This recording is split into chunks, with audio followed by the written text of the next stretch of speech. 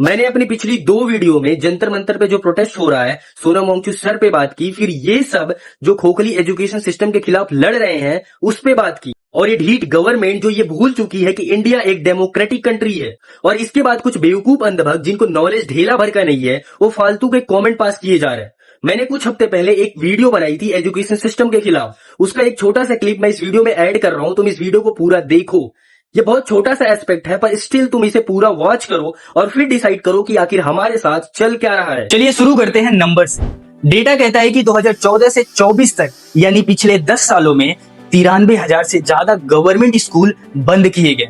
ये सिर्फ एक नंबर नहीं है, ये 93,000 इमारतें हैं जो आपके और मेरे टैक्स से बनी थी। इनको बनवाने में करोड़ों लगे थे और आज ये खंडहर बन चुकी हैं, गोडान बन चुकी हैं या तो एक जंगल में तब्दील हो गई हैं। मध्य प्रदेश में अकेले 5 सालों में 6,972 गवर्नमेंट स्कूल बंद किए गए। ओडिशा में 4,589 और वहीं जम्मू एंड कश्मीर में 4,380 गवर्नमेंट स्कूल बंद किए गए।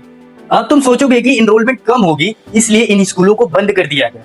फिलहाल तो तुम सही सोच रहे हो, लेकिन एक बार रियलिटी सुनो। 65,000 से ज्यादा स्कूल ऐसे हैं जहां पे बच्चों की संख्या 10 से कम है और कहीं कहीं तो 0 भी है, और फिर भी वहां टीचर्स की सैलरी 1.44 लाख के करीब है। मतलब स्कूल बंद है, बच्चे नहीं है, पर टीचर्स की सैलरी चल रही है। ये इफिशियंसी है या ये एक अलग तरह का करप्शन है?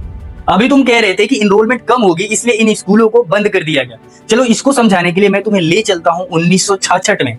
1966 में कोथरी कमीशन ने एक सिंपल चीज कही थी, अगर इंडिया को आगे बढ़ना है तो जीडीपी का 6% एजुकेशन पे खर्च करना पड़ेगा, और इनका टारगेट 1985 तक ये अचीव करना था। अब तुम रियलिटी सुनो। 1966 में कोथरी कमीशन का 6% का टारगेट था 1985 तक, और 1986 में नेशनल एजुकेशन पॉलिसी ने फिर वही 6% का टारगेट रखा, और 2020 में फिर से वही। 60 साल 3 जनरेशन एक ही टारगेट, कभी हासिल ही नहीं हुआ।